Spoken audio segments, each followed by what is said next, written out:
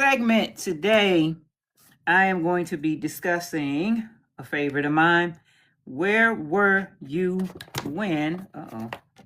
Fingers hit the wrong button. Hold on, went too fast. Where were you when this dime dropped?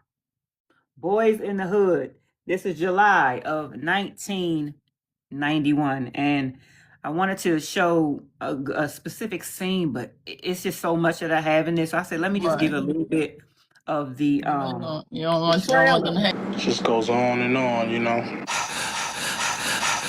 Either they don't know, don't show, don't care about what's going on in the hood. That was that particular movie. It did the same thing that New Jack City did to me, in that it was the first of its kind because it happened in the whole West Coast.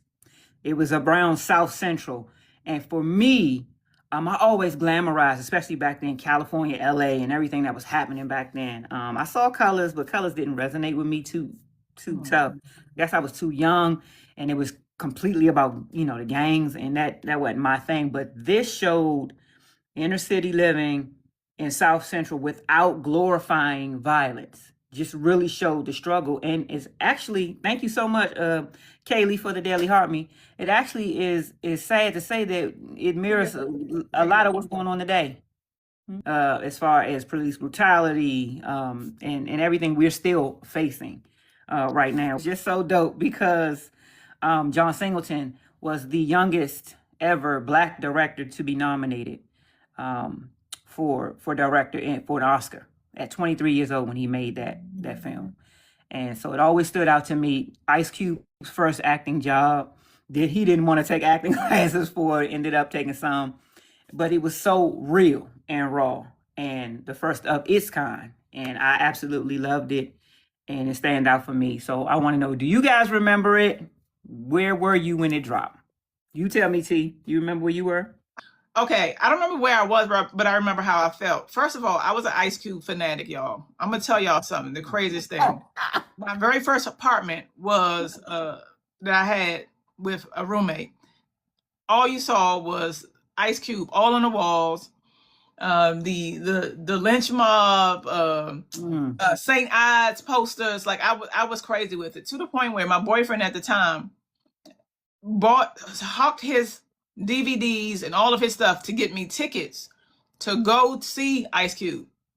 And I was so obsessed that it was in this club. He was on the stage, and I reached up. I don't know why I did this to this day, and they grabbed it, y'all. And he looked down at me and said, "Don't do that." By that time, I already had it. I don't know. I gotta be 21, 22. No, you couldn't have been.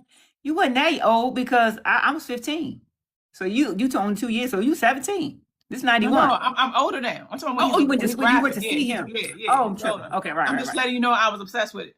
How obsessed I was with him, because that stayed.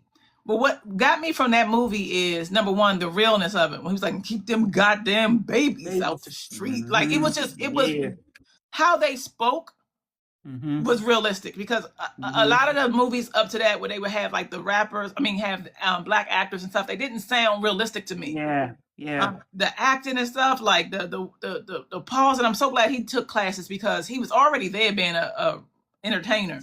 Yes. But it was like, I love the dialogue. Yes. I love the acting. I love the realness of the mothers. I love the friendship in the neighborhood. I love sitting out on the porch. So it was real to me. Even then, I had no idea I wanted to be a filmmaker, not even a novelist or anything, but I was just drawn into the authenticity. Yeah, I agree. I agree 100%. And that's what they said a lot about that particular movie, that it was so real and it was so raw. How you told a story, and you essentially had three friends that we followed in Doughboy, Ricky, and Trey, and they came from the same neighborhood, and they all had different paths.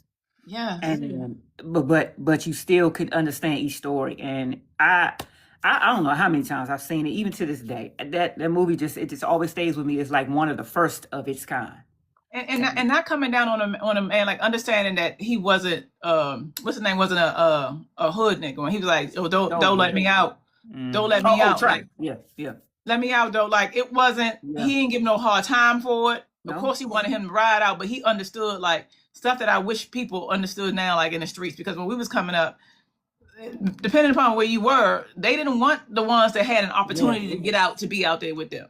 When we were coming up, So, yeah, man, that was a big represent to thing. me. Yeah, that was a big thing. He even said it the next day when they talked on the porch in that scene. He was like, he said, I'm sorry about yesterday. And Doe looked at him and was like, man, don't apologize. You should have never been there. Because he knew. Yeah. He ain't that one, you know?